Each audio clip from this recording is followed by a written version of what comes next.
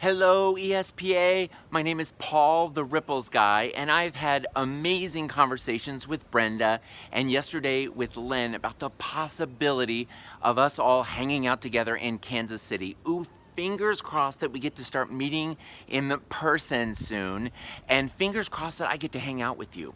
I wanted to say hello really quick and let you know that if budget ends up being so tight that you really need a less expensive speaker, I totally get that.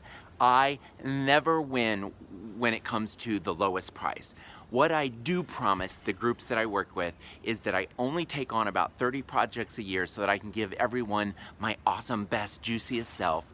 And ever since Len and I talked about all the uncertainty and what we might be able to do if we meet in person to make the event amazing, but also keep an eye on how we could compact things a little bit, maybe make it a shorter conference, or maybe do some other things. I would be so excited to work with you. I've done things like been both an opener and a closer and divide up my content in a way that the ending can be a lot shorter since they already fallen in love with me, and I can use some firing them up at the beginning stuff and then turn around and wrap things up, and I would be glad to include that for just an extra night lodging.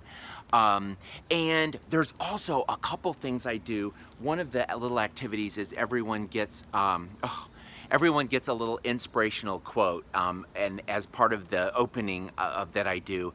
And this one, I don't know if you can read it. It says, "If we don't change, we don't grow, and if we don't grow, we aren't really living."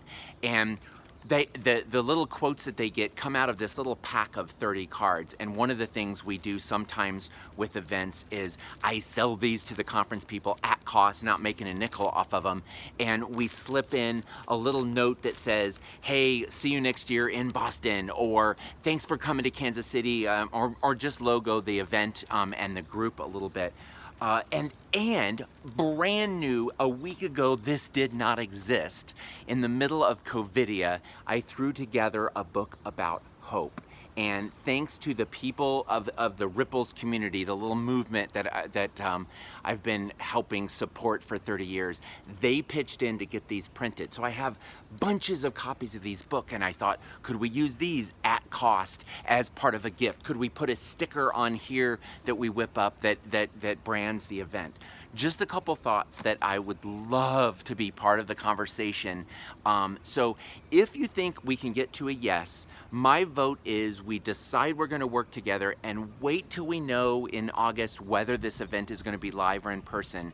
And then I would be super honored for you to think of me as part of your planning team. And I will hop on a call with you and tell you some of the things, if it's going to be in Kansas City, what we can do for me to kick things off, for me to maybe be the closer, or maybe find other ways. I'm open to doing a breakout session, but honestly, I think there's better ways that you can get value from my presence at the conference, and I just loved it to at least brainstorm with you.